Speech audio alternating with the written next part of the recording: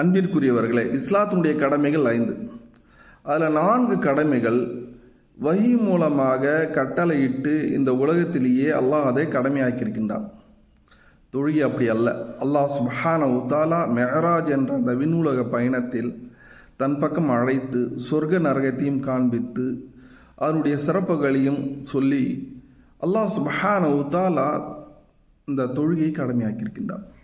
பொதுவாகவே ஒரு விஐபியை ஒருவன் சந்திக்கின்றான் என்று சொன்னால் தன் பக்கம் அழைத்து அவனை உபசரித்து சில செய்தி சொல்லும்போது அதை எவ்வளோ முக்கியத்துவமாக அவன் கருதுவான். இது எல்லாம் விட ரப்புல் ஆலமீன் தன் தூதரை தன் பக்கம் அழைத்து தொழுகையினுடைய சிறப்பை கூறி அதை நம் மீது கடமையாக்கி இருக்கின்றான் என்று சொன்னால் அது எவ்வளோ முக்கியத்துவம் வாய்ந்ததாக இருக்கின்றது. மூமின்களுடைய தொழுகை அது மெஹராஜாக இருக்கின்றது. ஆக அன்பிற்குரிய சகோதரர்களே, அத்தகைய தொழுகையை நாம் பேணுதலோடு கடைப்பிடிப்போமாக. வல்லாஹ் நம் அனைவர்களுக்கும் அருள் புரிவானாக.